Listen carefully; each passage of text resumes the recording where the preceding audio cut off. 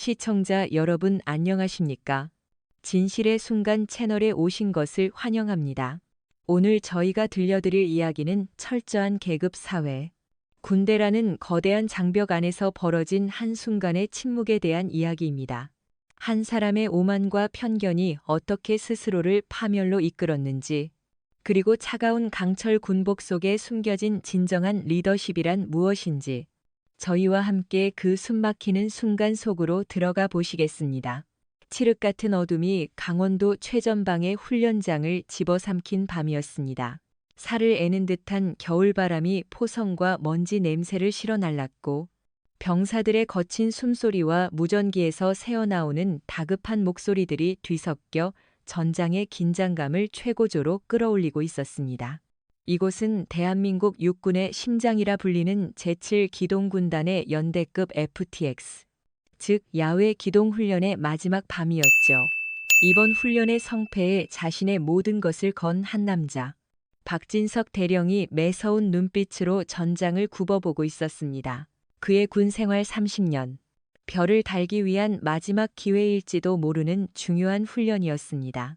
그의 날카로운 눈은 어둠 속에서도 한치의 오차도 용납하지 않겠다는 듯 번뜩였고, 그의 존재만으로도 훈련장의 공기는 얼음장처럼 차갑게 얼어붙는 듯 했습니다. 모든 것이 그의 계획대로 완벽하게 흘러가는 듯 보였습니다. 바로 그때였습니다. 치지직, 지지직. 여기는 독수리 하나, 통신 불량 반복한다. 통신 불량 적군의 좌표를. 지휘 통제실의 스피커에서 터져 나온 찢어지는 소음과 함께 가장 중요한 순간, 최전방 정찰조와의 통신이 두절되었습니다. 훈련 시나리오상 10분 안에 적 포병 부대의 위치를 아군에 전송하지 못하면 이 훈련은 그대로 실패로 돌아가는 상황. 박진석 대령의 얼굴이 삽시간에 굳어졌습니다. 그의 이마에 굵은 힘줄이 돋아났고, 그는 통신 부스에 있던 통신병의 멱살이라도 잡을 듯한 기세로 소리쳤습니다. 지금 뭐 하는 건가? 당장 복구하지 못해. 통신 장교와 병사들이 사색이 되어 장비에 매달렸지만 원인 불명의 오류 메시지만이 모니터에 깜빡일 뿐이었습니다. 시간은 야속하게 흘러갔고 지휘 통지실 안에는 절망적인 침묵만이 감돌았습니다. 박 대령의 입에서 거친 욕설이 터져 나오려는 순간, 그의 곁에 있던 젊은 김민준 소위가 다급하게 외쳤습니다. 대령님, 저쪽입니다. 예비 통신 장비 쪽에서 누가. 박 대령의 시선이 김 소위의 손가락 끝을 따라 날카롭게 향했습니다. 그곳, 먼지와 기름 냄새가 진동하는 임시 막사 구석에 설치된 예비 통신 장비 앞에 뜻밖의 인물이 웅크리고 앉아 있었습니다. 전투복 소매를 걷어붙인 채 가느다란 손가락으로 복잡한 회로 기판을 능숙하게 다루고 있는 한 명의 여군. 그녀의 계급장은 어둠과 얼룩에 가려 잘 보이지 않았지만 기껏해야 대위나 소위쯤으로 보이는 젊은 여군이었습니다. 박 대령의 눈썹이 꿈틀거렸습니다. 그의 머릿속에는 여군이 왜 저기에라는 의문보다 감히 누가 허락도 없이 라는 분노가 먼저 치밀어 올랐습니다. 그는 성큼성큼 그 여군에게로 다가갔습니다. 그의 육중한 군화가 흙바닥을 짓밟는 소리에 주변의 모든 병사들이 숨을 죽였습니다. 지금 여기서 뭐 하는 건가? 얼음보다 차가운 박대령의 목소리가 그녀의 등 뒤에 비수처럼 꽂혔습니다. 하지만 여군은 돌아보지 않았습니다. 그녀는 마지막 회로를 연결하는 데에 온 신경을 집중하고 있는 듯 보였죠. 그 모습에 박대령의 인내심은 완전히 바닥나고 말았습니다. 그는 여군의 어깨를 거칠게 잡아 돌렸습니다. 내 말이 안 들리나? 웬 여군이 여기서 기름 냄새를 풍기고 있는 거냐고 물었다. 그제야 여군이 고개를 들었습니다. 땀과 기름으로 얼룩진 얼굴. 하지만 그 속에서도 흔들림 없는 깊고 고요한 눈동자가 박대령을 정면으로 마주했습니다. 그녀는 아무 말 없이 자리에서 일어나 기름 묻은 손을 전투복 바지에 쓱 닦아냈습니다. 그 침묵이 박대령의 자존심을 더욱 자극했습니다. 그는 주변 병사들을 향해 고래고래 소리쳤습니다. 다들 뭘 보고 있는 건가? 통신 장교는 어디 갔어? 자기 부하가 여기가 어디라고 함부로 날뛰는데 구경만 하고 있나? 여긴 내가 나설 자리가 아니야. 알아들어 여자들은 곱게 행정 업무나 보면 되는 거지. 누가 너더러 이런 짓을 하라고 시켰나 모욕적인 언사가 훈련장 전체에 울려 퍼졌습니다. 병사들은 차마 고개를 들지 못하고 시선을 피했습니다. 김민준 소위의 얼굴은 하얗게 질렸습니다. 아무리 군대라지만 저것은 명백한 인격 모독이자 성차별적인 발언이었습니다. 하지만 그 누구도 거대한 산과 같은 박진석 대령 앞에서 감히 입을 열지 못했습니다. 그러나 정작 그 모든 비난의 중심에 선 여군은 놀라울 정도로 평온했습니다. 그녀의 눈빛에는 분노도, 억울함도, 두려움도 담겨 있지 않았습니다. 오직 모든 것을 꿰뚫어 보는 듯한 차가운 이성만이 번뜩일 뿐이었죠. 바로 그 순간, 그녀가 작업하던 예비통신 장비에서 삐빅하는 경쾌한 신호음과 함께 녹색불이 들어왔습니다. 그리고 무전기에서 정찰조의 목소리가 깨끗하게 흘러나왔습니다. 여기는 독수리 하나 목표 좌표 전송한다. 브라보 탱고 7. 53 기적처럼 통신이 복구된 것입니다. 지휘 통제실 안에서 환호성이 터져 나왔습니다. 하지만 박 대령은 웃지 못했습니다. 그는 자신의 눈앞에서 벌어진 일을 믿을 수가 없었습니다. 자신의 분노와 고함 속에서 이 이름 모를 여군이 훈련의 실패를 막아낸 것입니다. 이것은 구원이 아니라 자신에 대한 더 큰 모욕이라고 그는 생각했습니다. 그는 이를 악물고 마지막 자존심을 세우기 위해 더욱 싸늘한 목소리로 그녀에게 말했습니다. 운이 좋았군. 하지만 다시 한번 말하지. 분수를 알아야지. 계급도 모르고 설쳐 그 말이 그의 발목을 잡을 밧줄이 될 것이라는 사실을 그는 꿈에도 알지 못했습니다. 여군은 아무 대답도 하지 않았습니다. 그녀는 그저 묵묵히 박 대령을 향해 섰고 한치의 흐트러짐도 없는 완벽한 각도로 경례를 붙였습니다. 충성. 짧고 건조한 목소리. 그리고 그녀는 조용히 어둠 속으로 사라졌습니다. 박진석 대령은 승리감에 젖어 뒤돌아섰지만 김민준 소위는 사라지는 그녀의 뒷모습에서 눈을 뗄 수가 없었습니다. 그는 보았습니다. 어둠 속으로 사라지기 직전 그녀의 입가에 스쳐 지나간 아주 희미하고도 차가운 미소를, 그것은 결코 하급자의 미소가 아니었습니다. 시청자 여러분, 과연 이 미스터리한 여군의 정체는 무엇일까요? 대령의 모욕을 받고도 흔들림 없던 그녀의 눈빛은 무엇을 의미하는 것일까요?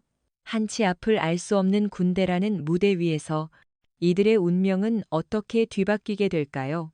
다음 이야기가 궁금하시다면 구독과 좋아요를 눌러 저희 진실의 순간 채널에 큰 힘이 되어주시길 바랍니다.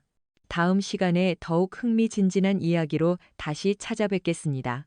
감사합니다. 혹독했던 야외 기동 훈련의 마지막 밤이 지나고 부대에는 어색한 평온이 찾아왔습니다. 포성 대신 식판 부딪히는 소리가, 다급한 무전 대신 간부들의 나직한 업무 지시가 막사를 채웠습니다. 하지만 그 평온함 아래 보이지 않는 파동이 조용히 번져나가고 있었습니다. 그 파동의 중심에는 물론 박진석 대령과 호련히 나타났다 사라진 미스터리한 여군이 있었죠. 병사들은 식사 시간이나 휴식 시간을 틈타 3355 모여 그날 밤의 사건에 대해 수군거렸습니다. 너도 봤냐? 대령님 완전 노발대발하셨는데 그 여군분 눈 하나 깜짝 안 하더라. 통신 장비 그거. 우리 통신관도 두 손 두 발 다 들었던 건데 그걸 혼자서 뚝딱 고치다니. 보통 내기는 아니야. 그런데 대체 누구지? 우리 연대 소속은 아닌 것 같던데. 작전과에도 물어봤는데 다들 모른대. 소문은 꼬리에 꼬리를 물고 부풀려졌습니다. 어떤 이는 그녀가 국군정보사령부에서 파견된 비밀 요원이라고도 했고, 또 다른 이는 국방과학연구소의 천재 엔지니어라는 그럴듯한 추측을 내놓기도 했습니다. 그 모든 소문의 공통점은 그녀가 결코 평범한 장교는 아닐 것이라는 막연한 경외심이었습니다. 한편 사건의 당사자인 박진석 대령은 자신의 집무실에서 깊은 상념에 잠겨 있었습니다. 훈련은 성공적으로 끝났고 상부에는 그의 뛰어난 지휘 능력 덕분에 위기를 극복했다는 보고가 올라갔습니다. 보고서 어디에도 이름 모를 여군의 활약은 단 한 줄도 기록되지 않았죠. 그는 승리자여야 했습니다. 하지만 그의 마음속은 어쩐지 씁쓸함과 찝찝함으로 가득했습니다. 그는 책상 위 서류에 집중하려 애썼지만 자꾸만 그 여군의 얼굴이, 특히 그 마지막에 고요하고 차가운 눈동자가 눈앞에 어른거렸습니다. 그는 스스로를 합리화하려 애썼습니다. 군대는 계급사회다. 상급자의 지시 없이 함부로 행동한 것은 명백한 규정 위반이다. 내가 질책한 것은 당연하다. 하지만 그의 내면 깊은 곳에서는 다른 목소리가 들려왔습니다. 정말 그것뿐이었나?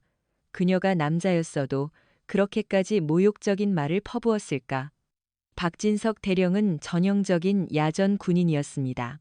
육군 사관학교를 우수한 성적으로 졸업하고 최전방 GOP부터 특수부대까지 군의 험한 곳은 모두 거친 입지전적인 인물이었죠. 그의 능력은 누구도 부정할 수 없었습니다. 하지만 그에게는 치명적인 약점이 있었습니다. 바로 지독한 권위주의와 뼛속까지 박힌 보수적인 가치관이었습니다. 그는 군인은 군인다워야 한다는 말을 신념처럼 여겼고, 그가 생각하는 군인다움의 범주 안에 여군은 없었습니다. 그에게 여군은 전투병력이 아니라 행정지원 인력 혹은 부대의 구색을 맞추기 위한 장식품 같은 존재에 불과했습니다. 그런데 그날 밤, 그가 무시하던 여군이, 그것도 하급자로 보이는 젊은 장교가 자신의 눈앞에서 완벽하게 위기를 해결해 버린 것입니다. 그것은 그의 신념 체계에 가해진 정면 도전이었습니다. 그는 자신의 분노가 단순히 규정 위반에 대한 것이 아니라 자신의 권위와 가치관이 흔들리는 것에 대한 두려움에서 비롯되었음을 인정하고 싶지 않았습니다. 바로 그때 그의 책상 위 인터폰이 울렸습니다. 작전 참모의 목소리였습니다. 대령님, 사단에서 공문이 내려왔습니다. 신임 사단장님 취임식이 다음 주로 확정되었다고 합니다. 박 대령은 잠시 상념에서 벗어났습니다. 그래, 드디어 그 양반 얼굴을 보게 되는군. 그런데 아직도 누군지 말이 없어 작전 참모가 조심스럽게 대답했습니다. 그게 아직도 보안사항이라고 합니다. 대령님, 역대 이런 적은 없었는데 말입니다. 부대 내에서는 유령 사단장이라고 부르고 있습니다. 박 대령은 콧방귀를 뀌었습니다. 유령은 무슨? 뻔하지. 국방부에서 낙하산 타고 내려온 책상 물림이겠지. 현장도 모르는 사람이 뭘 안다고. 그는 새로 부임할 사단장에 대한 경계심과 반감을 숨기지 않았습니다. 자신의 진급을 결정할 중요한 인물이었기에 그는 신임 사단장에게 잘 보여야 한다는 것을 알면서도 자신의 야전 경력에 대한 자부심이 그것을 용납하지 않았습니다. 그리고 그 무렵 또 다른 소문이 부대를 떠돌기 시작했습니다. 신임 사단장이 부임 전 비공식적으로 예하 부대를 암행 감찰하고 있다는 소문이었습니다. 평범한 병사로 위장하기도 하고 하급 간부로 신분을 속여 부대의 실태를 직접 파악하고 있다는 것이었죠. 박 대령은 그 소문을 코웃음 쳤습니다. 소설 같은 이야기군. 요즘 세상의 어느 지휘관이 그런 위험하고 비효율적인 짓을 한단 말인가. 그는 자신의 연대가 완벽하다고, 그 어떤 암행 감찰이 와도 털끝 하나 먼지날 것 없다고 자신했습니다. 하지만 그의 자신감과는 달리 그의 마음 한구석에서는 스멀스멀 불안감이 피어오르기 시작했습니다. 그 불안감의 근원은 바로 며칠 전 밤 홀연히 나타났던 그 여군이었습니다. 설마. 아니야. 그럴 리가 없어. 그는 고개를 저으며 애써 불길한 상상을 지워버렸습니다. 그 시각 김민준 소위는 자신의 사무실에서 그날 밤의 사건 보고서를 작성하고 있었습니다. 공식 보고서에는 박 대령의 지휘 아래 통신팀이 위기를 해결한 것으로 기록되었지만 그는 자신만이 아는 진실을 개인 업무 수첩에 따로 기록하고 있었습니다. 그는 그 여군의 비범한 능력을 똑똑히 보았습니다. 그것은 단순한 기술이 아니었습니다. 위기 상황에서도 흔들리지 않는 침착함. 문제의 핵심을 정확히 꿰뚫는 통찰력. 그리고 무엇보다도 상급자의 모욕 앞에서도 자신의 페이스를 잃지 않는 강인한 정신력까지. 그는 확신했습니다. 그녀는 절대로 평범한 사람이 아니라고. 그리고 그는 박대령의 시대가 저물고 있음을 직감했습니다. 존경하는 상관이었지만 그의 낡은 리더십은 더 이상 시대의 흐름을 따라가지 못하고 있었습니다. 그리고 그 여군이야말로 새로운 시대의 상징처럼 느껴졌습니다. 며칠 후, 박대령은 자신의 연대가 사단 내 최우수 전투 부대로 선정되었다는 소식을 들었습니다. 이번 FTX 훈련의 성공적인 마무리가 결정적인 역할을 했다고 했습니다. 그는 의기양양해졌습니다. 역시 자신은 옳았다고, 자신의 방식이 최고라고 생각했습니다. 그 여군 사건은 사소한 해프닝이었을 뿐, 자신의 업적에 흠집을 낼 수는 없다고 확신했죠. 그는 신임 사단장 취임식에서 당당하게 자신의 공적을 보고할 생각에 벌써부터 가슴이 부풀었습니다. 하지만 그는 알지 못했습니다. 그가 쌓아 올린 공든 탑 아래 보이지 않는 곳에서부터 미세한 균열이 생겨나고 있다는 사실을, 그리고 그 균열을 만들어낸 장본인이 바로 그가 계급도 모르는 하찮은 여군으로 치부했던 바로 그 사람이었다는 것을. 수면 아래의 조용한 파동은 거대한 폭풍을 예고하며 점점 더 크게 번져나가고 있었습니다. 박진석 대령이 최우수 부대 선정이라는 축배를 들며 자신의 건재함을 과시하고 있을 때 그가 모욕을 주었던 바로 그 여군.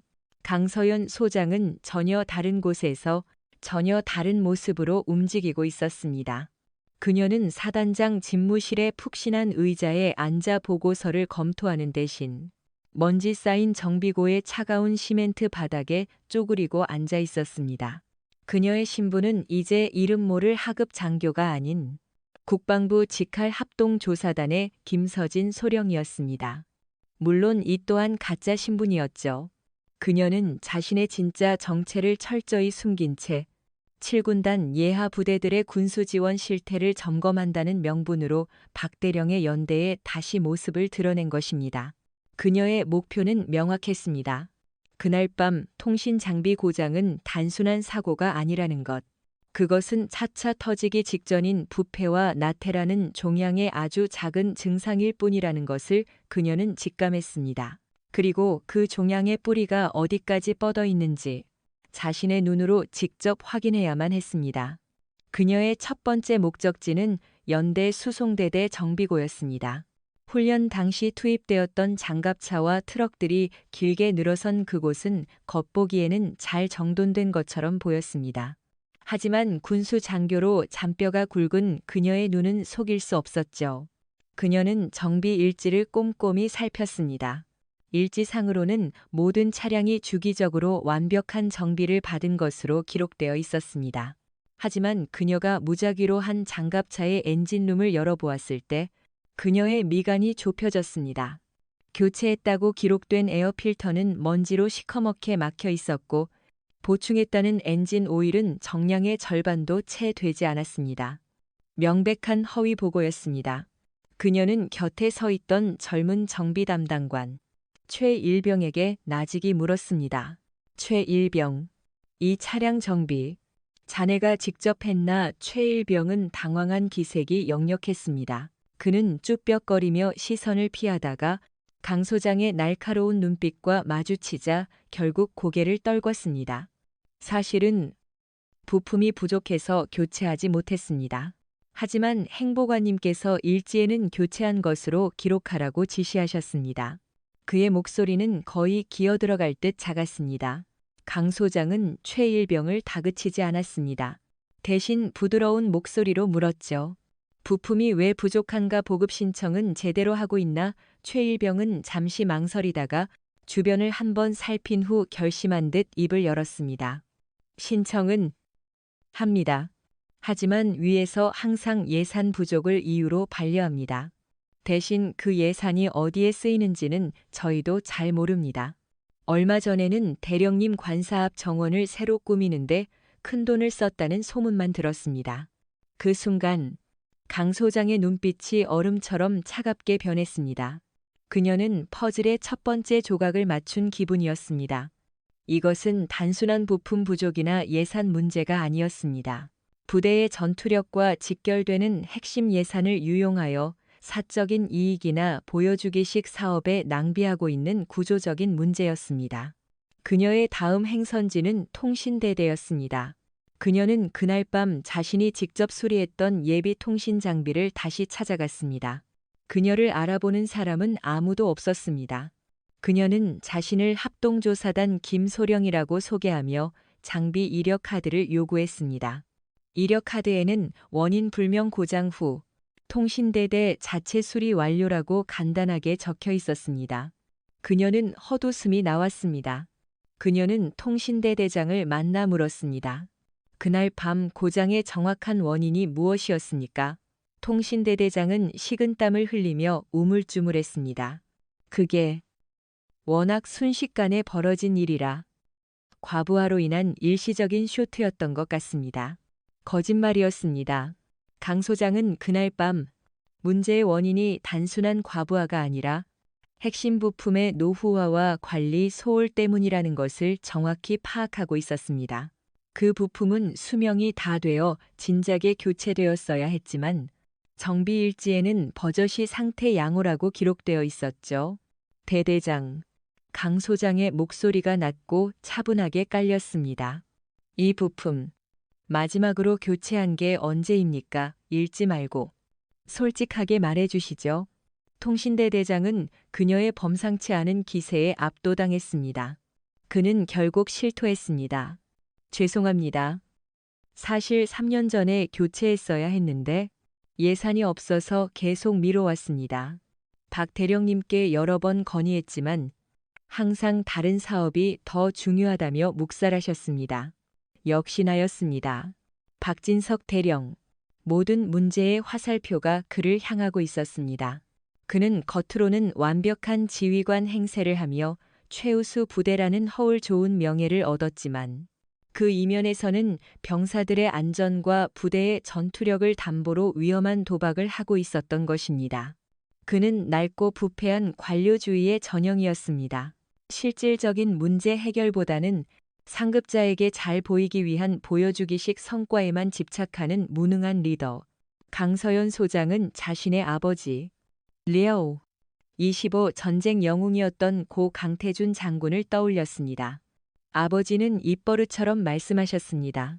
군복의 별은 권력이 아니라 책임이다. 부하의 목숨을 하찮게 여기는 지휘관은 별을 달 자격이 없다.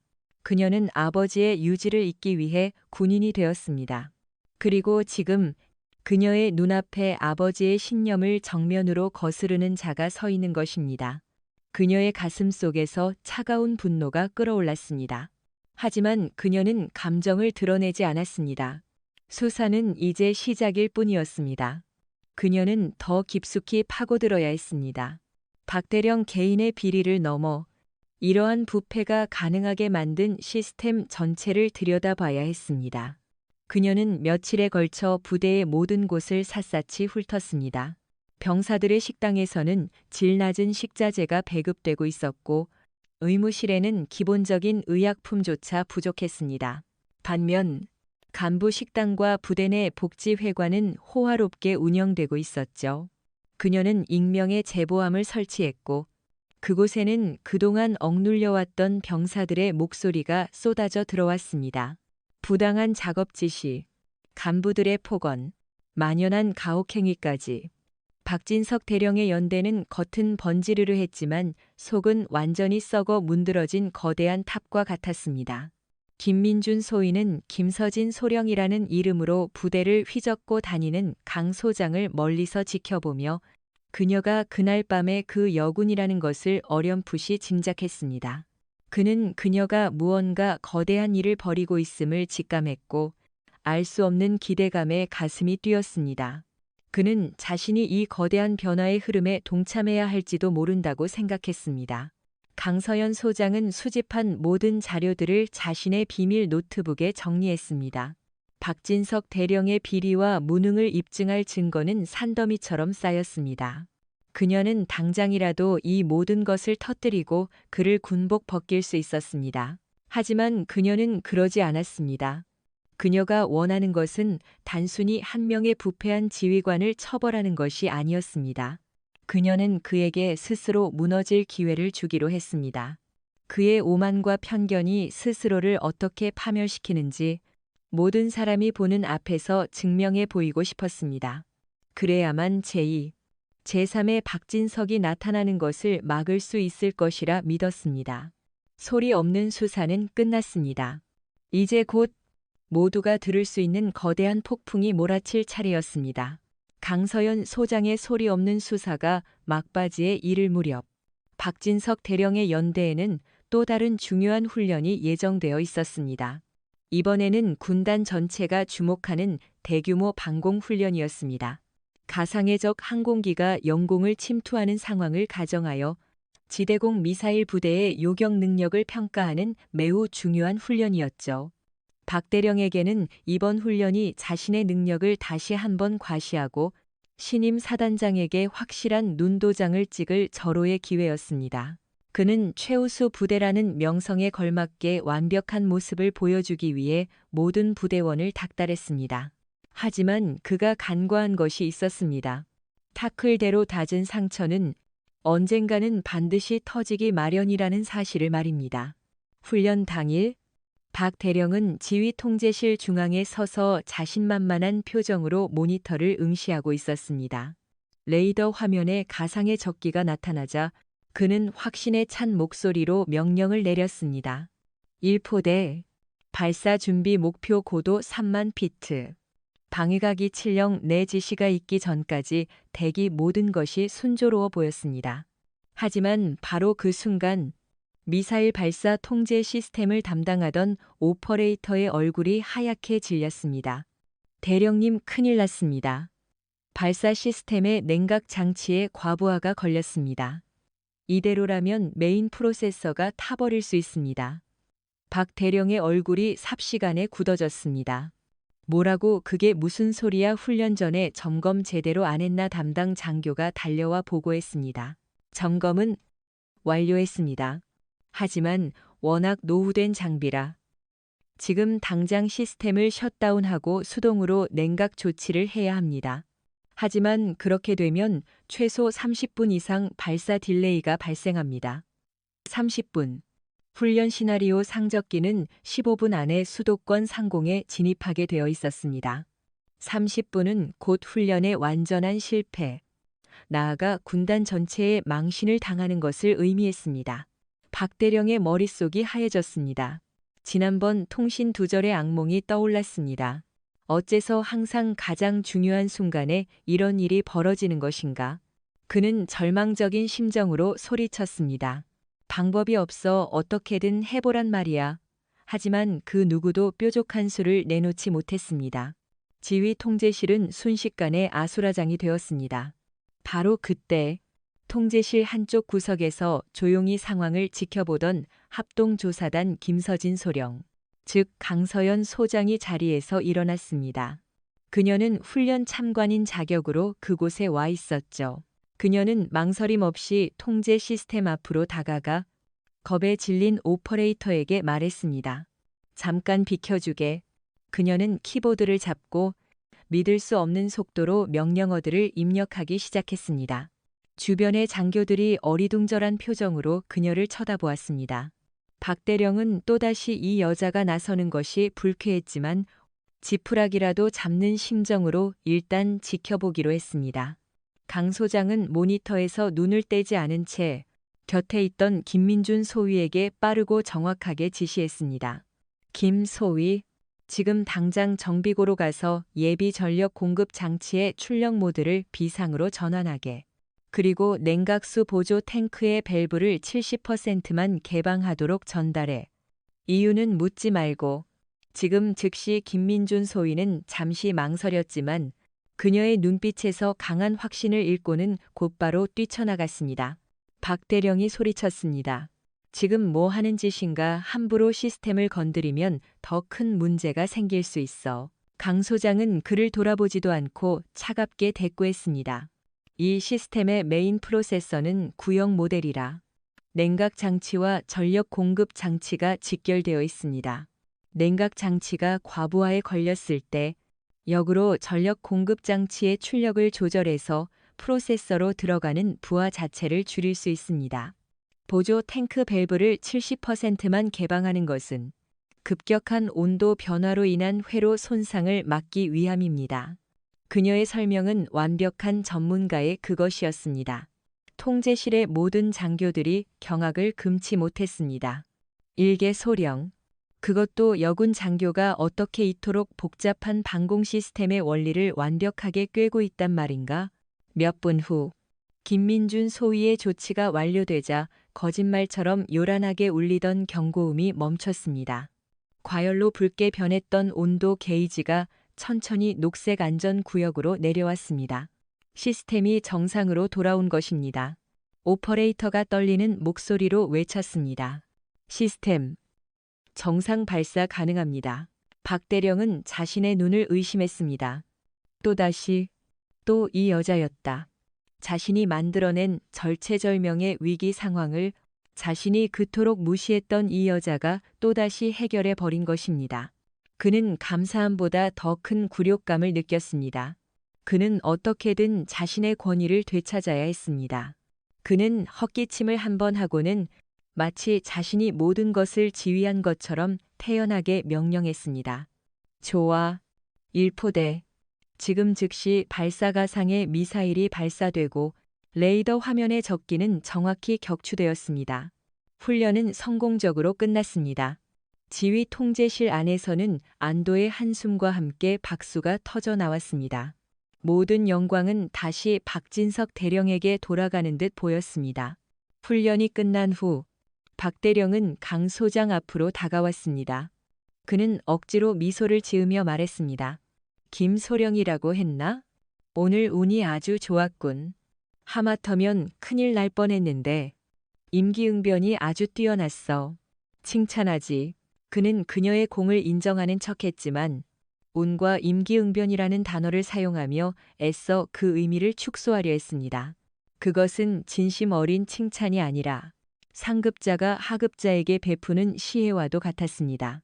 하지만 강서연 소장은 그의 의도를 모를 리 없었죠. 그녀는 박 대령을 똑바로 응시하며 조용하지만 모두가 들을 수 있는 목소리로 말했습니다. 대령님, 이것은 운이 아닙니다. 3년 전부터 냉각 장치 교체가 필요하다는 보고가 수십 차례 올라왔지만 번번이 묵살되었다는 기록을 확인했습니다. 이것은 막을 수 있었던 인재 렌자입니다. 그리고 저는 이 문제를 반드시 상부에 정식으로 보고할 것입니다. 그 순간 박 대령의 얼굴에서 미소가 사라졌습니다. 그의 눈빛이 살벌하게 변했습니다. 강 소장의 말은 단순한 지적을 넘어선 명백한 선전포고였습니다. 그는 이를 갈며 나직이 읊조렸습니다. 김소령, 지금 나를 협박하는 건가? 자네, 뒷감당을 할 수 있겠나? 강 소장은 대답 대신 희미한 미소를 지어 보였습니다. 그날 밤, 훈련장에서 보았던 바로 그 차갑고도 알 수 없는 미소였습니다. 두 번째 대결은 끝났습니다. 이제 남은 것은 서로의 모든 것을 걸고 벌이는 마지막 전쟁뿐이었습니다. 대규모 방공 훈련이 끝나고 며칠 뒤, 드디어 제7기동사단 전체가 술렁이던 신임 사단장 취임식이 열리게 되었습니다. 사단 사령부의 대연병장은 수천 명의 장병들과 군 관계자들로 가득 찼고 펄럭이는 부대기들과 정갈하게 정렬된 의장대의 모습은 행사의 중요성을 말해주고 있었습니다. 박진석 대령은 연대장 자격으로 귀빈석 가장 앞줄에 앉아 있었습니다. 그는 며칠 전 김서진 소령과의 신경전 따위는 이미 잊었다는 듯 의기양양한 표정이었습니다. 그의 연대는 이번 방공훈련에서도 뛰어난 성과를 냈고 그는 신임 사단장 앞에서 자신의 공적을 보고할 순간만을 기다리고 있었습니다. 그는 속으로 생각했습니다. 어디서 굴러먹던 놈인지는 몰라도 내 실력 앞에서는 깨갱하게 될 거다. 괜히 나를 건드렸다가는 군 생활 피곤해질 거라는 걸 똑똑히 알려줘야지. 그의 머릿속은 온통 새로운 사단장을 어떻게 자신의 편으로 만들고 자신의 진급에 유리한 고지를 점할 것인가에 대한 계산으로 가득 차 있었습니다. 행사가 시작되고 군단장의 축사에 이어 드디어 모두가 기다리던 순간이 왔습니다. 단상에 선 사회자가 우렁찬 목소리로 외쳤습니다. 그럼 지금부터 제7기동사단을 이끌어 가실 신임 사단장님의 입장이 있겠습니다. 모두 자리에서 일어나 뜨거운 박수로 맞아주시기 바랍니다. 장엄한 군악대의 연주가 울려 퍼지고 모든 사람들의 시선이 단상 뒤편의 문으로 쏠렸습니다. 박진석 대령도 자리에서 일어나 잔뜩 기대에 찬 표정으로 문을 응시했습니다. 그는 과연 어떤 인물이 나타날지, 자신과 코드가 잘 맞는 사람일지, 아니면 껄끄러운 상대일지 가늠하며 머리를 굴리고 있었습니다. 드디어 문이 열리고 새로운 사단장의 모습이 드러났습니다. 그 순간 연병장의 모든 소음이 거짓말처럼 패섰습니다. 우렁차던 군악대의 연주 소리마저 아득하게 멀어지는 듯했습니다. 박진석 대령의 얼굴에서 자신만만한 미소가 그대로 얼어붙었습니다. 그의 눈은 믿을 수 없다는 듯 커졌고 입은 살짝 벌어진 채 다칠 줄을 몰랐습니다. 그의 온몸의 피가 차갑게 식어버리는 느낌이었습니다. 단상 위로 걸어 나오는 사람은 그가 상상했던 중년의 남성 장군이 아니었습니다. 땀과 기름에 절어있던 전투복 대신 단정하고 위엄 있는 장군 정복을 입고 어깨에는 너무나도 선명하게 반짝이는 두 개의 별, 소장, 셔장, 계급장을 단 채 한치의 흐트러짐도 없는 걸음으로 걸어 나오는 사람. 바로 며칠 전까지 그가 계급도 모르는 하찮은 여군으로 취급하며 2번이나 공개적으로 모욕을 주었던 바로 그 여자였습니다. 신임 제7기동사단장 강서연 소장님께 대하여 경례, 사회자의 외침이 그의 귓가를 윙윙거리며 맴돌았습니다. 강서연 소장. 박 대령은 망치로 머리를 한 대 얻어맞은 듯한 충격에 휩싸였습니다. 그의 머릿속에서 지난 며칠간의 기억들이 파노라마처럼 스쳐 지나갔습니다. 웬 여군이 여기서 기름 냄새를 풍기고 있는 거냐? 분수를 알아야지. 계급도 모르고 설쳐. 운이 좋았군. 임기응변이 아주 뛰어나. 자신이 뱉었던 모든 모욕적인 말들이 부메랑이 되어 그의 심장을 꿰뚫었습니다. 그는 자신이 얼마나 어리석고 오만한 실수를 저질렀는지 깨달았습니다. 그것은 단순한 실수가 아니었습니다. 자신의 30년 군 생활을 통째로 부정당하는 돌이킬 수 없는 파멸의 시작이었습니다. 주변의 모든 장교들과 병사들이 일제히 거수경례를 하고 있었지만 박 대령은 차마 손을 올릴 수가 없었습니다. 그의 팔은 천근만근처럼 무거웠고 그의 시선은 바닥에 고정된 채 떨어질 줄을 몰랐습니다. 단상 중앙에 선 강서연 사단장은 연병장을 가득 메운 장병들을 천천히 둘러보았습니다. 그녀의 시선은 차분하고도 강렬했습니다. 그리고 그녀의 시선이 마침내 귀빈석 맨 앞줄에 굳어버린 박진석 대령에게 닿았습니다. 그들의 눈이 허공에서 마주쳤습니다. 강 사단장의 눈에는 그 어떤 감정도 담겨 있지 않았습니다. 승리자의 희열도 복수심도 없었습니다. 그저 모든 것을 꿰뚫어 보는 듯한 깊고 서늘한 침묵만이 흘렀습니다. 하지만 박 대령에게 그 침묵은 천마디의 질책보다 그 어떤 고함보다도 더 고통스럽고 무서웠습니다. 그 침묵 속에서 그는 자신의 오만과 편견, 그리고 낡아빠진 가치관이 산산조각 나는 소리를 들었습니다. 김민준 소위는 그 광경을 뒤쪽에서 지켜보며 온몸에 소름이 돋는 것을 느꼈습니다. 그는 그제야 모든 퍼즐 조각을 맞출 수 있었습니다. 그녀가 왜 그토록 비범했는지, 왜 상급자의 모욕 앞에서도 흔들리지 않았는지. 그녀는 처음부터 모든 것을 지켜보고 있었던 것입니다. 하급자의 눈으로 가장 낮은 곳에서부터 부대의 실상을 똑똑히 목격하고 있었던 것입니다. 그리고 그가 보았던 그녀의 그 차가운 미소. 그것은 결코 하급자의 미소가 아니었습니다. 모든 것을 계획하고 모든 것을 지켜본 후 마지막 순간을 기다리는 최상위 포식자의 미소였던 것입니다. 강서연 사단장은 마이크 앞으로 다가가 잠시 연병장을 둘러본 후 나직하지만 힘있는 목소리로 입을 열었습니다. 자랑스러운 제7기동사단 장병 여러분, 오늘부로 여러분과 함께하게 된 신임 사단장, 소장 강서연입니다. 그녀의 목소리는 연병장 전체에 쩌렁쩌렁 울려 퍼졌습니다. 박진석 대령은 고개를 들 수가 없었습니다. 그는 이제야 깨달았습니다. 자신이 상대했던 것은 이름 모를 하급 장교가 아니었습니다. 그는 대한민국 육군 최정예 기동사단을 이끄는 지휘관, 전설적인 명장의 딸, 그리고 무엇보다도 자신의 운명을 결정지을 최고 지휘관과 정면으로 맞서고 있었던 것입니다. 진실이 밝혀지는 순간 찾아온 침묵. 그 짧은 순간의 침묵이야말로 박진석 대령의 화려했던 군 생활에 내려진 가장 무거운 사형 선고였습니다. 강서연 사단장의 취임사는 길지 않았지만 그 안에 담긴 무게는 천근만근과도 같았습니다. 그녀는 박진석 대령과의 개인적인 충돌에 대해서는 단 한마디도 언급하지 않았습니다. 하지만 그녀가 던지는 모든 메시지는 날카로운 칼날이 되어 박 대령의 심장을 파고들었습니다.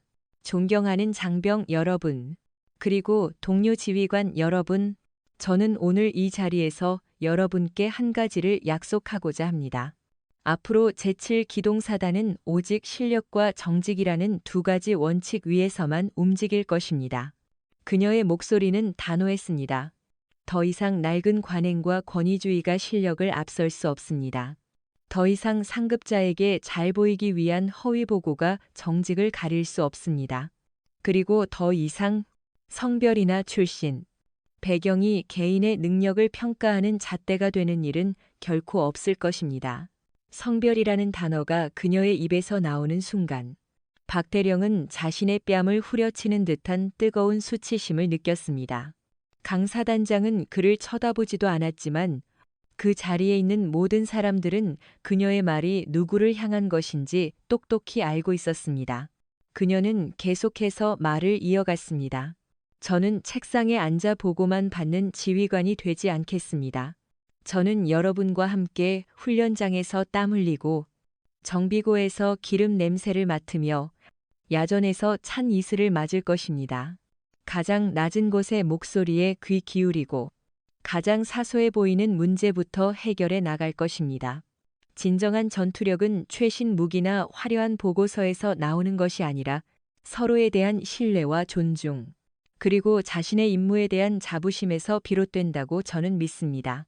그녀의 연설이 끝나자 연병장에서는 우레와 같은 박수 소리가 터져나왔습니다. 특히 젊은 장교들과 사병들의 반응은 폭발적이었습니다. 그들은 오랫동안 기다려왔던 진정한 리더의 모습을 강서연 사단장에게서 발견했던 것입니다.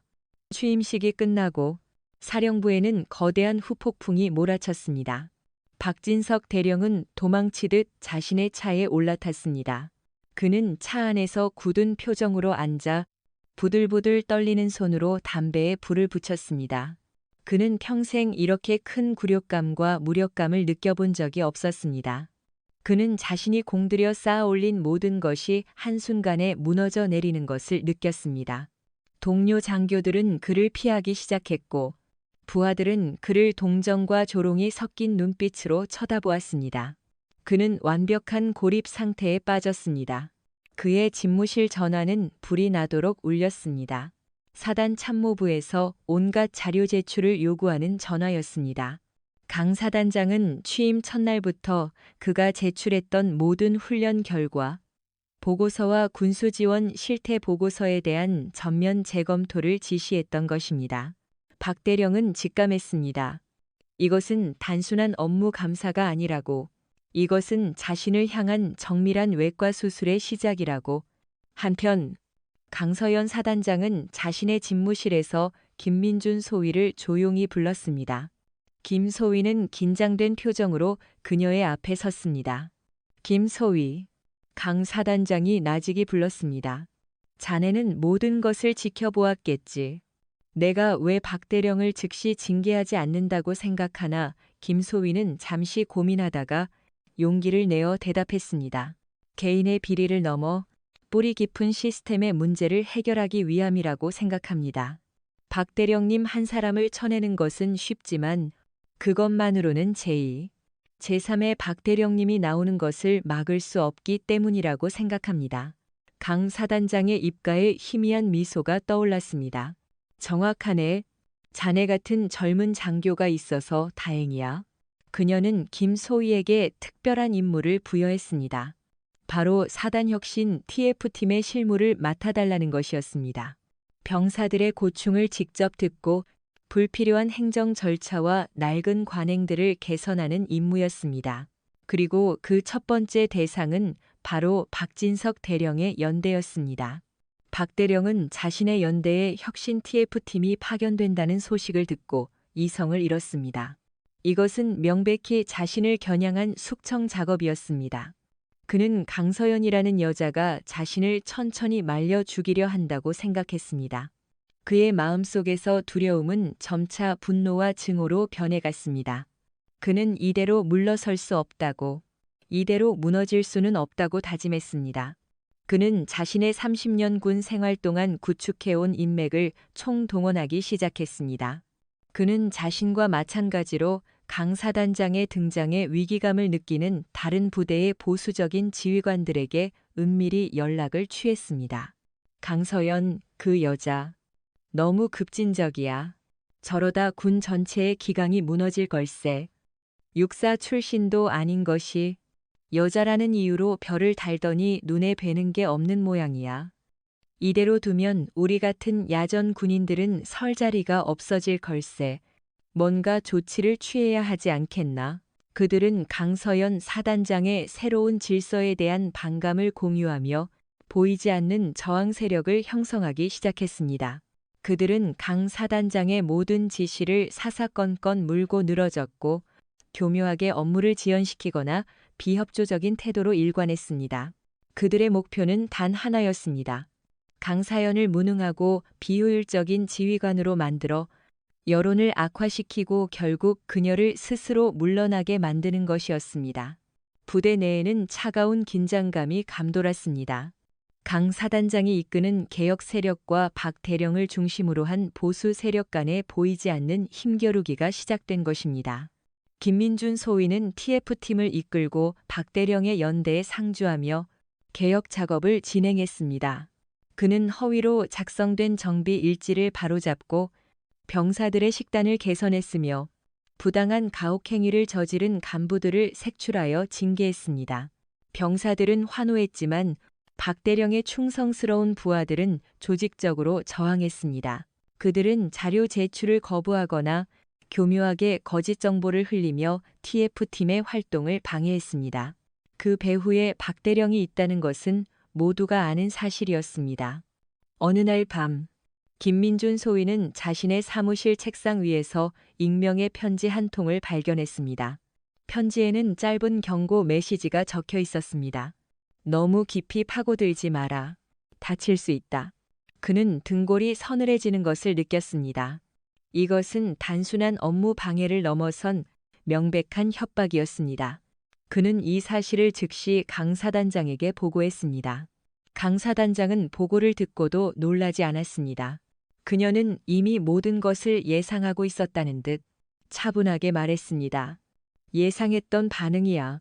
뱀은 죽기 전에 가장 격렬하게 발악하는 법이지. 두려워하지 말게. 김소위. 내가 뒤에 있네. 그녀의 목소리는 김소위에게 큰 용기를 주었습니다. 새로운 질서를 세우기 위한 길은 험난했습니다. 후폭풍은 예상보다 거셌고 보이지 않는 적들의 저항은 집요했습니다. 하지만 강서연 사단장은 흔들리지 않았습니다. 그녀는 알고 있었습니다. 이 싸움에서 패배한다면 자신뿐만 아니라 자신이 믿는 모든 가치들이 함께 무너진다는 것을. 강서연 사단장의 개혁 드라이브가 점점 더 박진석 대령의 목을 조여오자 그의 마음속에서는 위기감이 극에 달했습니다. 혁신 TF팀은 그의 연대에 상주하며 비리의 증거들을 차곡차곡 쌓아가고 있었고 이대로 가다가는 군복을 벗는 것을 넘어 형사처벌까지 받을 수 있다는 공포가 그를 덮쳤습니다. 그는 더 이상 수세에 몰려 있을 수만은 없다고 판단했습니다. 그는 반격을 결심했습니다. 단순히 업무를 방해하는 소극적인 저항이 아니라 강서연의 지휘 능력에 치명적인 흠집을 내어 그녀를 권좌에서 끌어내릴 수 있는 보다 적극적이고 교활한 음모를 꾸미기 시작했습니다. 그는 자신과 뜻을 같이 하는 다른 연대의 보수적인 대령 몇몇과 비밀리에 회동을 가졌습니다. 장소는 부대 밖의 한적한 민간 식당의 별실이었습니다. 어두운 조명 아래 그들의 얼굴에는 불안과 불만이 뒤섞인 표정이 가득했습니다. 박 대령이 먼저 입을 열었습니다. 다들 아시다시피 강서연 그 여자가 우리 모두를 죽이려 하고 있어. 이대로 앉아서 당할 수만은 없지 않겠소. 그의 말에 동조하는 목소리들이 터져 나왔습니다. 맞습니다. 여자가 사단장이 되더니 군대가 계집애들 소꿉놀이터가 되어가고 있어요. 군 기강이 말이 아닙니다. 병사들 눈치 보느라 훈련도 제대로 못 시키겠어요. 그들은 자신들의 기득권을 지키기 위해 강사단장을 공동의 적으로 규정하고 있었습니다. 박 대령은 준비해온 계획을 조심스럽게 꺼내놓았습니다. 다음 달 우리 사단은 주한미군과 연합으로 대규모 상륙 훈련을 실시하게 되어 있어. 이 훈련은 군단 전체, 나아가 국방부의 이목이 집중된 매우 중요한 훈련이지. 만약 이 훈련에서 강사단장이 결정적인 실수를 저지른다면 그녀의 리더십은 바닥으로 추락하게 될 것이요. 그의 눈이 교활하게 빛났습니다. 한 대령이 물었습니다. 구체적인 계획이 무엇입니까? 박 대령은 목소리를 낮췄습니다. 정보전입니다. 내가 정보 계통에 있는 네 사람을 통해 미군 측에서 제공한 훈련 관련 핵심 정보 중 일부를 조작할 생각이요. 아주 교묘하게 누구도 눈치채지 못하도록 말이지. 그의 계획은 치밀하고도 악랄했습니다. 그는 미군 측의 가상 적군 배치도에 대한 정보를 일부 왜곡하여 강사단장이 완전히 잘못된 지점에 주력 부대를 상륙시키도록 유도할 계획이었습니다. 그렇게 되면 사단 주력 부대는 훈련 초반에 가상의 적군에게 포위되어 괴멸당하는 시나리오가 펼쳐지게 되고 훈련은 대실패로 끝나게 될 것이었습니다. 그리고 그 책임은 고스란히 총지휘관인 강서연 사단장에게 돌아가게 될 터였습니다. 다른 대령들이 감탄과 우려가 섞인 표정으로 그를 바라보았습니다. 대단한 계획입니다. 하지만 만약 발각되기라도 한다면 이건 단순한 징계로 끝날 문제가 아닙니다. 명백한 이적 행위입니다. 박 대령은 자신만만하게 웃었습니다. 걱정 마시오. 내 정보 라인은 완벽하오. 누구도 우리가 한 짓이라는 걸 알지 못할 거요. 강서연은 그저 운이 나빴거나 능력이 부족해서 훈련을 망친 풋내기 여군 사단장으로 기억될 뿐이지 음모는 즉시 실행에 옮겨졌습니다. 박 대령의 네 사람으로 불리는 정보처의 한 중령은 미군과의 정보 교류 채널을 이용하여 교묘하게 데이터를 수정했습니다. 수정된 정보는 너무나도 그럴듯해서 사단 정보 참모부의 그 누구도 의심하지 않고 그대로 강 사단장에게 보고했습니다. 강 사단장은 보고받은 정보를 바탕으로 작전 계획 수립에 들어갔습니다. 박 대령과 공모자들은 자신들의 덫에 먹잇감이 걸려들었다고 확신하며 회심의 미소를 지었습니다. 그들은 매일 밤 모여 작전 계획의 진행 상황을 공유하며 강 사단장이 실패하는 순간만을 손꼽아 기다렸습니다. 한편 강 사단장의 집무실에서는 밤늦도록 불이 꺼지지 않았습니다. 그녀는 수십 장의 작전 지도와 데이터들을 책상 위에 펼쳐놓고 무언가에 깊이 몰두해 있었습니다. 김민준 소위는 그녀의 보좌관으로서 밤낮 없이 그녀를 돕고 있었죠. 어느 날 밤 김 소위는 작전 계획을 검토하던 강 사단장의 얼굴에 언뜻 스쳐 지나가는 미세한 표정 변화를 포착했습니다. 그녀는 미간을 살짝 찌푸린 채 한참 동안 적군 배치도를 응시하고 있었습니다. 왜 그러십니까? 사단장님 무슨 문제라도 있습니까? 김소위가 조심스럽게 물었습니다. 강 사단장은 고개를 저었습니다. 아니, 아무것도 아닐세. 하지만 그녀의 눈빛은 무언가 석연치 않다는 듯 깊은 생각에 잠겨 있었습니다. 그녀는 김소희에게 뜻밖의 지시를 내렸습니다. 김소희, 자네에게 비밀 임무를 하나 주겠네. 자네가 이끄는 TF팀의 활동을 잠시 중단하고 이번 연합훈련과 관련된 모든 정보를 원점에서부터 다시 검토해주게. 특히 미군 측에서 넘어온 원본 데이터와 우리 참모부에서 분석한 데이터를 한 줄 한 줄 비교 대조해 보도록. 아주 사소한 오타나 데이터 값의 차이라도 발견하면 즉시 나에게 보고하게. 이 임무는 박대령을 포함한 그 누구도 알아서는 안 되네. 알겠나. 김소희는 그녀의 지시에 담긴 비상한 무게감을 느끼고 긴장된 표정으로 대답했습니다. 명심하겠습니다.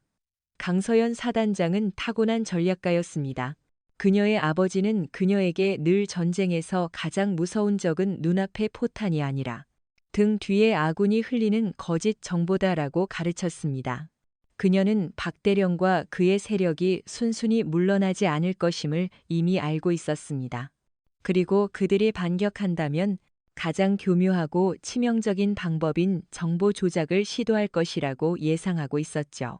그녀의 직감은 틀리지 않았습니다.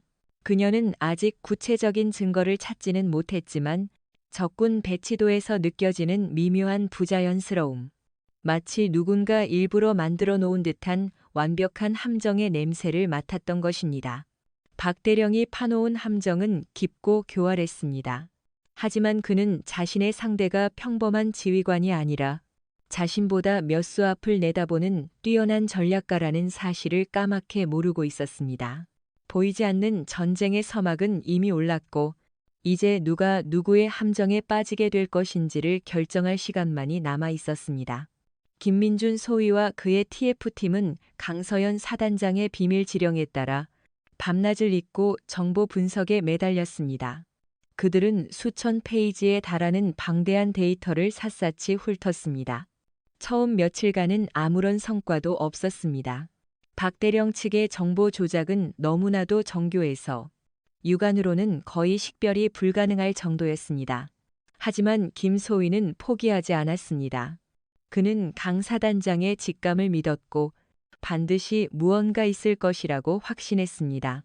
그러던 어느 날 새벽, 뜬 눈으로 밤을 새우던 김소희의 눈에 마침내 무언가가 들어왔습니다. 그것은 적군의 해안포 배치와 관련된 위성사진의 좌표 데이터였습니다. 미군 측 원본 데이터와 사단 참모부의 분석 데이터 사이에 소수점 넷째 자리 이하의 미세한 차이가 존재하는 것을 발견한 것입니다. 그 차이는 0.1% 되지 않는 거의 무시해도 될 정도의 오차처럼 보였습니다. 하지만 이 미세한 좌표의 차이는 실제 전장에서는 수백 미터의 거리 차이를 의미했습니다. 그리고 그 수백 미터의 차이는 아군 상륙부대의 생존을 가를 수 있는 치명적인 함정이었습니다. 조작된 좌표대로라면 아군 상륙정은 적 해안포의 완벽한 사정거리 안에 들어가게 되는 것이었습니다. 김소희는 온몸에 소름이 돋는 것을 느끼며 즉시 이 사실을 강 사단장에게 보고했습니다. 보고를 받은 강 사단장의 표정은 놀랍도록 차분했습니다. 그녀는 이미 예상했다는 듯 조용히 고개를 끄덕였습니다. 올 것이 왔군. 수고했네. 김소희, 이제부터가 진짜 시작이야. 그녀의 머릿속은 그 어느 때보다도 빠르고 냉철하게 움직이기 시작했습니다. 그녀는 두 가지 선택을 할 수 있었습니다. 첫째, 지금 당장 이 증거를 군단에 보고하여 박대령과 그의 공모자들을 군법회의에 넘기는 것. 그것은 가장 안전하고 확실한 방법이었습니다. 하지만 그렇게 되면 연합훈련은 취소되거나 연기될 것이고 사단 전체의 사기는 물론 대한민국 군의 명예에도 큰 흠집이 가게 될 것이었습니다. 그리고 무엇보다도 박대령 일당은 단순히 실수였다고 발뺌하며 빠져나갈 여지가 있었습니다. 강 사단장은 두 번째 방법을 선택했습니다. 바로 이지이 적의 계략을 역으로 이용하여 적을 섬멸하는 것이었습니다. 그것은 매우 위험하고 대담한, 그야말로 지휘관의 배짱이 필요한 도박이었습니다. 그녀는 김소희를 포함한 극소수의 핵심 참모들만을 자신의 집무실로 불렀습니다. 그리고 그들 앞에서 완전히 새로운 작전 계획을 펼쳐 보였습니다. 우리는 박대령이 파놓은 함정 속으로 기꺼이 걸어 들어갈 것이다. 그녀의 선언에 참모들의 얼굴이 사색이 되었습니다. 사단장님, 그건 자살 행위입니다. 한 참모가 외쳤습니다. 강 사단장은 단호하게 말했습니다. 아니, 이것은 완벽한 기만 전술이 될 것이다. 그녀는 두 개의 작전 계획을 동시에 수립했습니다. 첫 번째는 알파 계획. 이것은 박대령이 조작한 거짓 정보를 바탕으로 한 표면적인 공식 작전 계획이었습니다. 그녀는 이 알파 계획을 의도적으로 박대령 측에 흘려 그들이 자신들의 계략이 성공하고 있다고 믿게 만들었습니다. 그리고 두 번째는 브라보 계획. 이것이야말로 진짜 작전 계획이었습니다. 그녀는 정확한 정보를 바탕으로 적의 허를 찌르는 완전히 새로운 상륙 지점과 기동로를 설정했습니다. 이 브라보 계획의 존재는 이 자리에 있는 극소수의 인원 외에는 그 누구도 알아서는 안 되는 1급 비밀 사항이었습니다. 작전 회의에서 강 사단장은 태연하게 알파 계획을 브리핑했습니다. 박 대령은 회의에 참석하여 강 사단장이 자신의 함정 속으로 순순히 걸어 들어오는 것을 보며 속으로 쾌재를 불렀습니다. 그는 그녀가 결국 책상 물림에 불과하다고, 야전의 교활함을 따라올 수 없다고 비웃었습니다. 그는 자신의 승리를 확신했습니다. 드디어 연합훈련의 날이 밝았습니다. 동해의 거친 파도를 가르며 거대한 상륙함들이 목표 지점을 향해 나아가고 있었습니다. 사단 지휘 통제실의 대형 스크린에는 상륙 부대의 움직임이 실시간으로 중계되고 있었습니다. 박 대령은 참관인 자격으로 통제실 한쪽에 서서 초조함과 기대감이 뒤섞인 표정으로 스크린을 응시하고 있었습니다. 모든 것이 그의 시나리오대로 흘러가고 있었습니다. 상륙 부대는 정확히 조작된 좌표, 즉 적의 해안포가 불을 뿜을 그 죽음의 지점을 향해 접근하고 있었습니다. 강서연 사단장은 지휘석에 앉아 조금의 미동도 없이 스크린을 응시하고 있었습니다. 그녀의 차분한 모습은 오히려 주변 사람들을 더욱 긴장하게 만들었습니다.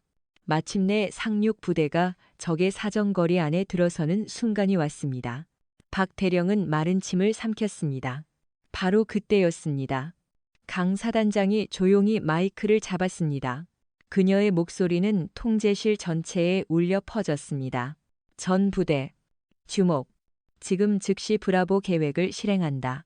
반복한다. 브라보 계획을 실행하라. 그 순간 통제실의 모든 참모들이 일제히 움직이기 시작했습니다. 스크린 위에 아군 부대들이 일사불란하게 방향을 틀어 전혀 예상치 못했던 새로운 경로로 기동하기 시작했습니다. 박대령의 눈이 휘둥그레졌습니다. 브라보 계획, 그게 대체 무슨 소리야? 그는 자신도 모르게 소리쳤습니다. 하지만 아무도 그의 말에 신경 쓰지 않았습니다. 아군 상륙 부대는 박대령이 예상했던 죽음의 지점을 유유히 지나쳐 방비가 허술한 적의 측면을 그대로 강타했습니다. 동시에 미리 대기하고 있던 해병대 특수부대가 헬기를 이용해 적 해안포 진지의 배후로 침투하여 그것을 완벽하게 무력화시켰습니다. 전세는 순식간에 역전되었습니다. 박 대령이 짜놓은 완벽한 함정은 오히려 아군에게 완벽한 승리를 안겨주는 발판이 되어버린 것입니다. 박 대령은 망연자실한 표정으로 스크린을 바라보았습니다. 그는 자신이 속았다는 것을, 자신의 교활함이 그녀의 지혜 앞에 처참하게 패배했다는 것을 깨달았습니다. 그는 강서연 사단장을 돌아보았습니다. 그녀는 여전히 지휘석에 앉아 차가운 눈빛으로 그를 응시하고 있었습니다. 그녀의 입가에는 또다시 그 희미하고도 서늘한 미소가 걸려 있었습니다. 지휘관의 배짱이 만들어낸 통쾌한 역전극. 하지만 이것은 아직 끝이 아니었습니다. 이제 막 죄의 대가를 치를 시간이 다가오고 있었을 뿐입니다. 연합 상륙훈련은 브라보 계획의 압도적인 성공으로 막을 내렸습니다. 강서연 사단장의 전술은 군단 사령부는 물론 훈련을 참관하던 미군 지휘관들로부터도 극찬을 받았습니다. 그녀는 완벽한 기만 전술로 적의 허를 찌르고 최소한의 피해로 최대의 성과를 거둔 명장으로 칭송받았습니다. 하지만 훈련의 성공에 대한 환호성이 채 가라앉기도 전에 사단 지휘 통제실에는 얼음장 같은 냉기가 감돌기 시작했습니다. 훈련 종료와 거의 동시에 군사, 경찰, 수사관들이 들이닥친 것입니다. 그들은 한치의 망설임도 없이 넋이 나간 채 자리에 서 있던 박진석 대령에게 다가갔습니다. 박진석 대령, 군형법 제80조, 군사기밀 누설 및 제92조, 지휘관의 직무유기 혐의로 긴급 체포합니다. 당신은 묵비권을 행사할 수 있으며 변호사를 선임할 권리가 있습니다. 차가운 쇠고랑이 그의 손목에 채워지는 순간 박 대령은 마지막 남은 이성의 끈을 놓아버렸습니다. 그는 미친 사람처럼 발버둥치며 소리쳤습니다. 이건 모함이야. 나는 아무 짓도 하지 않았어, 강서연. 내년이 꾸민 짓이지. 그의 꼴사나운 모습에 주변의 장교들은 차마 고개를 들지 못했습니다. 그의 공모자였던 다른 대령들과 정보처 중령 역시 다른 장소에서 같은 시각에 모두 체포되었습니다. 그들이 나눈 모든 통화 기록과 비밀 회동의 증거들은 강 사단장이 심어놓은 내부 정보원에 의해 이미 모두 확보된 상태였습니다. 그들의 반란은 시작도 해보기 전에 처참하게 진압된 것입니다. 며칠 후 군검찰의 취조실에서 박진석 대령과 강서연 사단장은 마지막으로 독대하게 되었습니다. 수척해진 얼굴, 헝클어진 머리, 죄수복을 입은 박 대령은 더 이상 위험 있는 지휘관의 모습이 아니었습니다. 그는 패배감과 증오심이 뒤섞인 눈으로 강 사단장을 노려보았습니다. 결국 내 뜻대로 됐군. 만족하나 그의 목소리에는 가시가 돋쳐 있었습니다. 강 사단장은 그의 맞은편 의자에 조용히 앉았습니다. 그녀는 여전히 차분하고 흔들림 없는 모습이었습니다. 제가 만족하고 말고는 중요하지 않습니다. 대령님, 중요한 것은 당신의 어리석은 행동 때문에 수많은 병사들이 목숨을 잃을 뻔했다는 사실입니다. 박 대령은 코웃음 쳤습니다. 어차피 훈련이었을 뿐이야. 그리고 내가 이렇게 된 건 다 너 때문이야. 내가 여자 주제의 분수도 모르고 사단장 자리에 오르지만 않았어도 이런 일은 없었어. 네가 군대의 위계 질서를 무너뜨린 거라고. 그의 마지막 발악과도 같은 외침에 강 사단장의 눈빛이 처음으로 차갑게 빛났습니다. 그녀는 몸을 앞으로 기울이며 나직하지만 뼈를 때리는 목소리로 말했습니다. 대령님, 당신의 실패는 제가 여자이기 때문이 아닙니다. 그녀는 잠시 말을 멈추고 그의 눈을 똑바로 응시했습니다. 당신의 실패는 당신의 오만함이 당신의 눈을 가려 현실을 보지 못하게 했기 때문입니다. 당신의 실패는 낡아빠진 권위주의에 빠져 부하들의 목소리를 듣지 않았기 때문입니다. 그리고 당신의 실패는 변화하는 시대를 읽지 못하고 자신의 무능을 전통이라는 이름으로 포장했기 때문입니다. 당신은 저에게 진 것이 아닙니다. 당신은 시대에 그리고 당신 자신에게 진 것입니다. 그녀의 말 한마디 한마디는 날카로운 칼이 되어 박대령의 심장을 난도질했습니다. 그는 아무런 반박도 할 수 없었습니다. 그는 강서연이라는 한 개인에게 패배한 것이 아니라 자신이 그토록 클렁투유했던 모든 낡은 가치들이 새로운 시대의 흐름 앞에서 어떻게 무너져 내리는지를 온몸으로 증명하고 있었던 것입니다. 그는 결국 고개를 숙였습니다. 그의 어깨는 무겁게 축 처져 있었고 그의 눈에서는 뒤늦은 후회의 눈물이 흘러내렸습니다. 그의 30년 군 생활은 그렇게 차가운 취조실 안에서 가장 비참하고 초라한 모습으로 막을 내리고 있었습니다. 박진석 대령과 그의 공모자들은 군법회의에 회부되어 군사기밀 누설죄로 중형을 선고받고 불명예 전역했습니다. 그들이 군에 바친 청춘과 명예는 한순간의 어리석은 판단으로 모두 재가 되어 사라져버렸습니다. 이 사건은 군 전체에 엄청난 파장을 일으켰습니다. 국방부는 대대적인 감찰에 착수했고 군 내부의 부조리와 비리를 척결하기 위한 고강도 개혁 작업이 시작되었습니다. 그리고 그 개혁의 중심에는 제7기동사단장 강서연 소장이 있었습니다. 그녀는 박 대령의 몰락을 반면교사 삼아 자신의 사단을 가장 투명하고 가장 강력한 부대로 만들어 나갔습니다. 그녀가 가장 먼저 한 일은 박 대령의 연대에 만연했던 허위 보고와 예산 유용의 고리를 완전히 끊어내는 것이었습니다. 그녀는 모든 군수 물자와 예산 집행 내역을 전산화하여 모든 병사들이 열람할 수 있도록 공개했습니다. 그리고 병사들의 복지와 안전에 관련된 예산을 최우선으로 편성했습니다. 낡은 장비들은 최신형으로 교체되었고 병사들의 식단은 눈에 띄게 좋아졌습니다. 그녀는 또한 불필요한 권위주의 문화를 타파하는 데 앞장섰습니다. 장군이라는 이유로 특별 대우를 받는 것을 거부했고 사병들과 똑같은 식당에서 똑같은 식판에 밥을 먹었습니다. 그녀는 수시로 예하 부대를 방문하여 계급 고하를 막론하고 모든 병사들의 목소리를 직접 들었습니다. 그녀의 진심 어린 소통과 파격적인 행보에 처음에는 반신반의하던 병사들과 간부들도 점차 마음을 열기 시작했습니다. 부대의 분위기는 하루가 다르게 변해갔습니다. 불신과 냉소주의가 사라진 자리에는 신뢰와 활기가 넘쳐 흘렀습니다. 대령의 몰락은 끝이 아니었습니다. 그것은 낡은 시대의 종말이자 진정한 강군으로 거듭나기 위한 새로운 시대의 시작을 알리는 신호탄이었습니다. 시간이 흘러 강서연 소장이 이끄는 제7기동사단에는 완연한 변화의 바람이 자리 잡았습니다. 박진석 대령의 몰락이 남긴 상처와 혼란은 점차 아물었고 그 자리에는 새로운 희망과 건강한 긴장감이 싹트기 시작했습니다. 사단은 이전과는 비교할 수 없을 정도로 강해졌습니다. 그것은 단순히 무기가 좋아지거나 장비가 최신형으로 바뀌었기 때문이 아니었습니다. 가장 큰 변화는 바로 사람에게서 시작되었습니다. 병사들은 더 이상 억압받는 존재가 아니라 부대의 주체로서 존중받고 있다는 느낌을 받았습니다. 그들의 눈에는 생기가 돌았고 훈련에 임하는 자세는 그 어느 때보다도 진지하고 열정적이었습니다.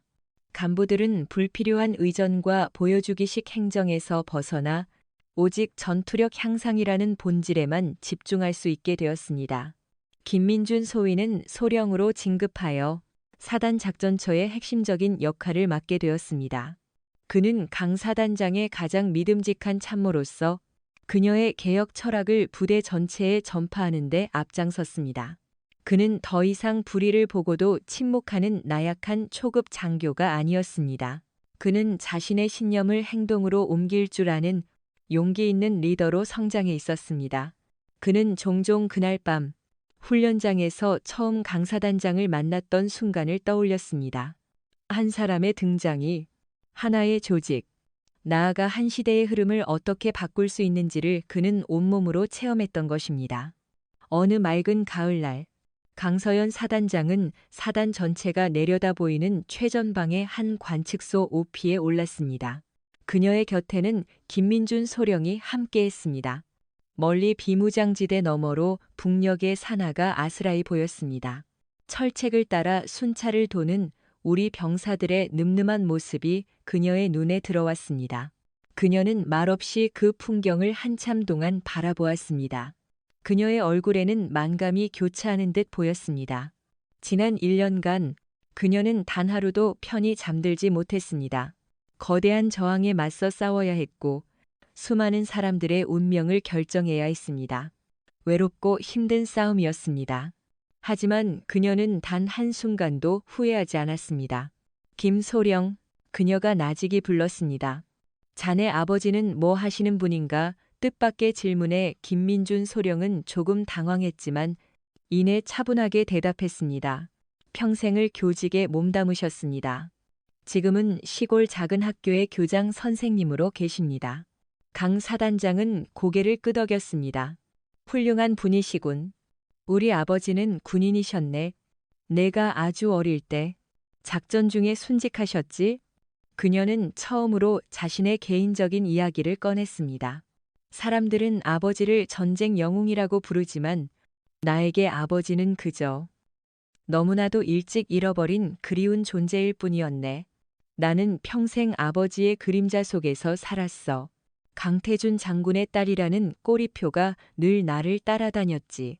사람들은 내가 아버지의 후광 덕분에 쉽게 군 생활을 했을 거라고 생각하지만 사실은 그 반대였네. 나는 아버지의 명성에 흠집을 내지 않기 위해 남들보다 2배, 3배 더 노력해야만 했어. 그녀의 목소리는 담담했지만 그 안에는 깊은 고독과 슬픔이 배어 있었습니다. 내가 사단장이 되었을 때 나는 다짐했네. 아버지처럼 훌륭한 군인이 되겠다고. 하지만 동시에 나 자신만의 길을 가겠다고 말이야. 나는 아버지의 유지를 잇되 과거의 방식에 얽매이지 않는 새로운 리더십을 보여주고 싶었네. 박진석 대령. 그분은 어쩌면 과거의 내 모습이었을지도 모르네. 자신의 신념과 경험만이 옳다고 믿는 변화를 두려워하는 낡은 군인의 모습 말이야. 내가 그를 쳐낸 것은 단순히 그가 부패했기 때문만은 아니었어. 내 안에 있을지도 모르는 또 다른 박진석을 경계하기 위함이기도 했지. 그녀는 김민준 소령을 돌아보며 부드럽게 미소 지었습니다. 리더란 끊임없이 자신을 의심하고 성찰해야 하는 외로운 자리인 것 같네. 자네도 언젠가 내 자리에 서게 되면 이 말을 꼭 기억해 주게. 김민준 소령은 숙연한 마음으로 고개를 숙였습니다. 그는 비로소 그녀의 깊은 고뇌와 진정한 리더십의 무게를 이해할 수 있었습니다. 그녀는 단순히 부정을 바로잡은 것이 아니었습니다. 그녀는 군대라는 거대한 조직이 나아가야 할 새로운 방향을 제시하고 있었던 것입니다. 그날 이후 제7기동사단은 강서연 사단이라는 별명으로 불리며 대한민국 육군 전체의 개혁과 혁신의 아이콘으로 자리매김했습니다. 그녀의 이야기는 전설이 되어 육군사관학교의 생도들에게 리더십의 가장 중요한 교훈으로 가르쳐졌습니다. 이 모든 이야기의 시작은 아주 작은 사건이었습니다. 한 사람의 오만과 편견, 그리고 그 앞에 당당히 맞섰던 한 사람의 침묵. 이 이야기는 우리에게 많은 것을 말해줍니다. 진정한 권위는 높은 계급이나 요란한 목소리에서 나오는 것이 아니라 깊은 실력과 자신에 대한 성찰, 그리고 타인에 대한 존중에서 비롯된다는 것을, 또한 조직을 병들게 하는 가장 큰 적은 외부의 위협이 아니라 내부의 부패와 변화를 거부하는 낡은 생각이라는 것을 말입니다. 강서연 사단장은 증명해 보였습니다. 한 사람의 용기 있는 리더가 얼마나 위대한 변화를 만들어낼 수 있는지를, 그리고 그녀가 만들어낸 새로운 새벽은 비단 제7기동사단뿐만 아니라 우리 사회 전체가 나아가야 할 길을 밝혀주는 희망의 불빛이 되었습니다. 오늘 우리가 함께한 이 이야기는 단순히 군대라는 특수한 조직 내에서 벌어진 하나의 사건을 넘어 우리 모두의 삶과 깊숙이 맞닿아 있는 보편적인 진실을 이야기하고 있습니다. 우리는 살아가면서 수많은 박진석 대령과 마주치게 됩니다. 그들은 때로는 직장의 상사로, 때로는 사회의 기득권으로, 혹은 우리 내면에 깊이 자리한 낡은 편견의 모습으로 존재합니다. 그들은 자신의 경험과 기준만이 절대적인 진리라고 믿으며 자신과 다른 생각, 다른 존재 방식을 쉽사리 폄하하고 재단합니다.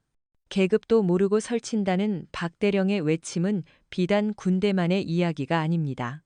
그것은 나이, 직급, 성별, 학벌이라는 무형의 계급장을 앞세워 상대방의 잠재력과 진정한 가치를 보지 못하는 우리 사회의 슬픈 자화상이기도 합니다. 이 이야기는 우리에게 묻습니다. 당신은 당신이 가진 작은 권위로 누군가의 가능성을 짓밟고 있지는 않습니까? 당신은 익숙하다는 이유만으로 변화의 목소리에 귀를 닫고 있지는 않습니까? 박대령의 몰락은 우리에게 경고합니다. 오만함은 가장 날카로운 칼이 되어 결국 자기 자신을 베게 되며, 시대의 흐름을 읽지 못하는 리더는 가장 먼저 도태된다는 냉엄한 사실을 말입니다. 반면 강서연 사단장의 모습은 진정한 리더십이 무엇인지, 그리고 역경 속에서도 어떻게 자신의 가치를 증명해내야 하는지를 보여줍니다. 그녀는 자신에게 쏟아지는 모욕과 편견 앞에서 분노하거나 변명하지 않았습니다. 대신 묵묵히 자신의 실력으로 결과로 모든 것을 증명해 보였습니다. 그녀의 침묵은 나약함의 표현이 아니라 가장 강력한 외침이었습니다. 그녀는 가장 낮은 곳으로 내려가 문제의 본질을 파악했고 위기의 순간에 가장 냉철한 이성으로 해결책을 제시했습니다. 이것이야말로 말이 아닌 행동으로 보여주는 리더의 품격이며 우리가 각자의 삶의 현장에서 지향해야 할 모습일 것입니다. 또한 이 이야기는 우리에게 존중의 가치를 다시 한번 생각하게 합니다. 박대령은 강사단장을 여군이라는 프레임에 가두어 그녀의 본질을 보지 못했습니다. 만약 그가 처음부터 그녀를 계급이나 성별이 아닌 한 명의 동료 군인으로서 존중했다면 그의 운명은 어떻게 달라졌을까요? 우리는 너무나도 쉽게 타인을 판단하고 규정짓습니다. 하지만 모든 사람은 저마다의 이야기와 누구도 함부로 평가할 수 없는 고유한 가치를 지니고 있습니다. 진정한 소통과 발전은 바로 이 존중이라는 토대 위에서만 싹틀 수 있습니다. 우리 삶은 크고 작은 선택의 연속입니다. 박 대령처럼 안주와 오만의 길을 선택할 수도 있고 강사단장처럼 끊임없는 성찰과 용기 있는 도전의 길을 선택할 수도 있습니다. 이 이야기는 비록 특정한 상황을 배경으로 하고 있지만 그 안에 담긴 메시지는 시대를 초월하여 우리의 마음을 울립니다. 변화를 두려워하지 않는 용기, 편견에 맞서는 강인함, 그리고 무엇보다 실력과 인품으로 스스로를 증명하는 삶의 태도. 이것이야말로 이 이야기가 우리에게 주는 가장 큰 교훈이자 더 나은 내일을 만들어가기 위해 우리 모두가 가슴속 깊이 새겨야 할 삶의 지혜일 것입니다. 이 이야기를 집필하면서 제 마음속에는 여러 가지 감정이 교차했습니다. 처음에는 박진석 대령이라는 인물에 대한 분노가 가장 컸습니다. 그의 맹목적인 권위주의는 정말이지 답답하게 느껴졌거든요.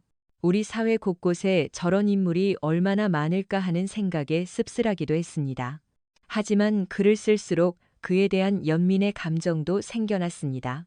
그 역시 급변하는 시대에 적응하지 못하고 도태될까 두려워하는 한 명의 나약한 인간이었을지 모릅니다.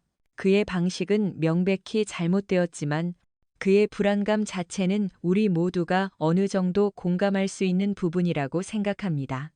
반면 강서연 사단장은 제가 생각하는 이상적인 리더의 모습을 담아내려 노력한 인물입니다. 저는 그녀가 단순히 걸크러쉬 넘치는 영웅으로만 비치기를 원치 않았습니다. 그녀의 강인함 뒤에 숨겨진 고독과 아버지의 그림자를 넘어서려는 인간적인 고뇌를 함께 보여주고 싶었습니다.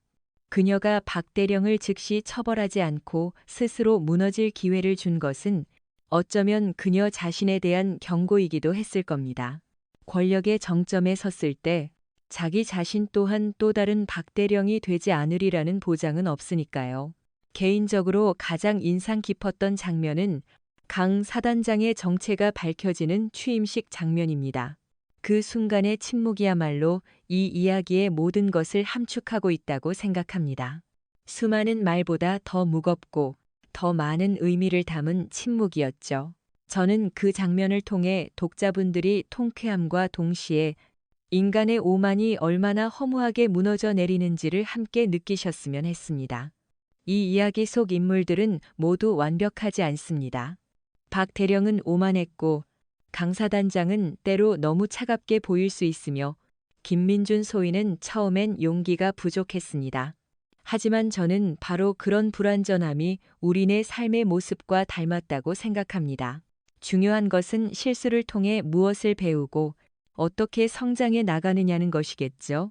결론적으로 저는 이 이야기를 통해 우리 사회가 한 단계 더 성숙해지기를 바라는 마음을 담았습니다.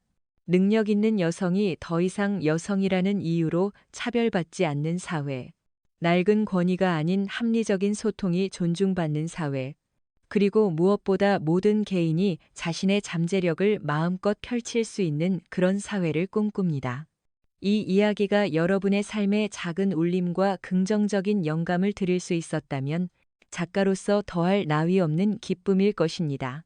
본 콘텐츠는 교육적인 목적으로 제작되었으며 특정 인물이나 실제 사건과는 무관함을 밝힙니다. 오늘 이야기에 대한 여러분의 생각은 어떠신가요? 여러분의 삶 속 박진석 대령 혹은 강서연 사단장은 어떤 모습으로 존재하나요? 여러분의 소중한 경험과 생각을 아래 댓글로 공유해 주십시오. 여러분의 댓글 하나하나가 저희에게는 큰 힘이 됩니다. 이 이야기가 마음에 드셨다면 구독과 좋아요를 눌러주시고 알림 설정을 통해 저희 진실의 순간이 전하는 다음 이야기를 가장 먼저 만나보시기 바랍니다.